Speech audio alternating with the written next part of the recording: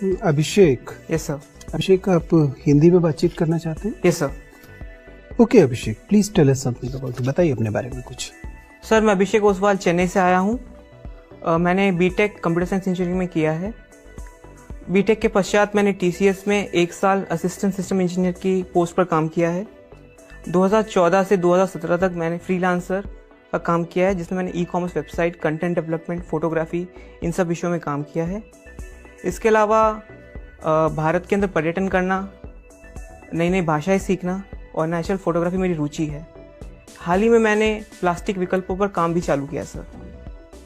इन सारी चीज़ों से आप एक एंथुसियास्टिक यंग मैन दिखाई दे रहे हैं, लेकिन आप सिविल सेवा में क्यों आना चाहते हैं? सर जब सिविल सेवा पहले मेरे प्रोफेशनल करियर में नहीं थी, लेकिन जब मैं टीसीएस ज्वाइन किया था तो मुझे लगा कि एक कॉर्पोरेट लाइफ में वो चैलेंजेस मिलेंगे मुझे, लेकिन 4 दीवार के अंदर मेरे काम को ना मैं समझ पाया, ना लोग समझ पाए, ना वो ज़मीनी हकीकत पर दिखा, और जो चैलेंजेस मैं एक्सेप्ट कर रहा था वो मुझे मिले भी नहीं सर। इसलिए फिर मैंने रिसर्च की कि मैं क्या कर सकता हूँ जो मुझे चैलेंज दे और जो मेरे एटीट्यूड को सूट करे।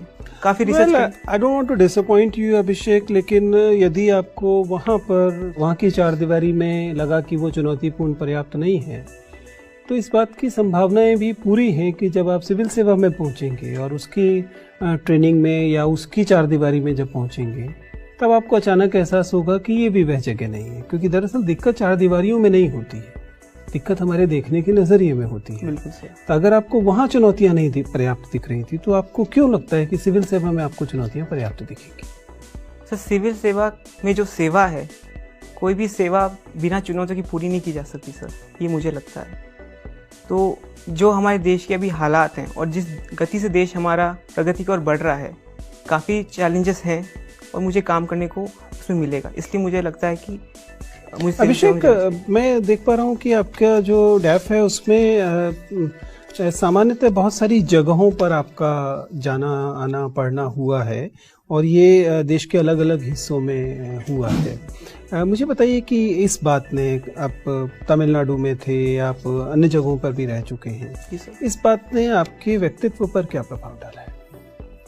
सर हर जगह रहना, वहाँ से मैंने कुछ सीखा। सबसे पहले एडजस्टमेंट होती है, क्योंकि हर जगह हमारा देश विविधता से भरा पड़ा है। हर जगह की संस्कृति अलग है, भाषा अलग है, क्लाइमेट अलग है, खान पान अलग है। तो मैंने एडजस्ट करना सीखा इन सब के साथ। दूसरी बात, लोगों के साथ घुल मिलना, एक रैपो बनाना, क्योंकि आप अकेले, हम एक सोशल एनिमल हैं, हम अकेले सर्वाइव नहीं कर सकते। तो वहाँ जाके लोगों से संवाद करना और वहाँ से उनके बारे में सीखना।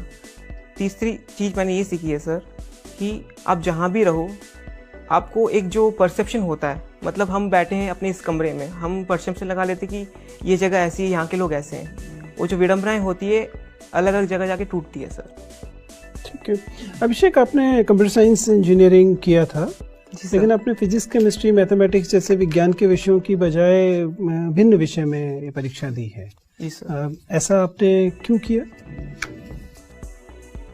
सर मैं क्या, आपका ऑप्शनल पेपर क्या रहा? हिस्ट्री है सर। वही मैं जानना चाह रहा हूँ कि एक बीटेक किए हुए विद्यार्थी ने इतिहास विषय से ये परीक्षा क्यों दी?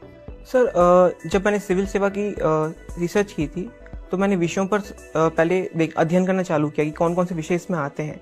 मुझे ऑप्शनल पेपर के बारे में पता नहीं था सर, तो मैंने सामान्य अध्ययन उसमें चालू किया और मैंने हिस्ट्री से पढ़ाई चालू की।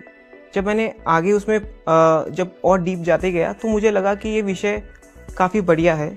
इसमें ना केवल ज्ञान के हिसाब से, पर देश की जो संस्कृति है, इसमें हिस्ट्री में कहा गया है कि you can not decide your future if you don't know your history. तो इस चीज़ को देखते देखते मेरी रुचि इसमें बहुत बढ़ती गई सर। जैसे मैं पढ़ता गया, तो फिर मैंने दूर नहीं देखी कि मेरे को हिस्ट्री लेना चाहिए या और कुछ। फोटोग्राफी पसंद करते? हाँ सर। मुझे बताइए कि अपर्चर शटर स्पीड के बीच में क्या रिलेशनशिप जो नॉर्मली आप एक स्टैटिक ऑब्जेक्ट में रखेंगे? सर दोनों लाइटों पर खेलता है सर। अगर शटर अपर्चर जो एफ स्टॉप्स होते हैं, अगर एफ स्टॉप्स हम बढ़ाएं, जैसे 1.8 से 2.6 अगर हम जाएं, तो जो अपर्चर होती है वो बंद होती रहती है और जो लाइट है वो भी कम होती रहती है। तो आईएसओ ऑटोमेटिकली बढ़ता रहता है। ऑटोमेटिकली आपको बढ़ाने के का विकल्प होगा? सर कैमरा में जो सेटिंग होती है, अगर हम अपर्चर सेटिंग लें तो आप अपर्चर टेस्ट करिए, उसके हिसाब से आपका ISO और शटर स्पीड ऊपर नीचे होंगे सर। ठीक है, thank you. Okay Abhishek. Yes sir.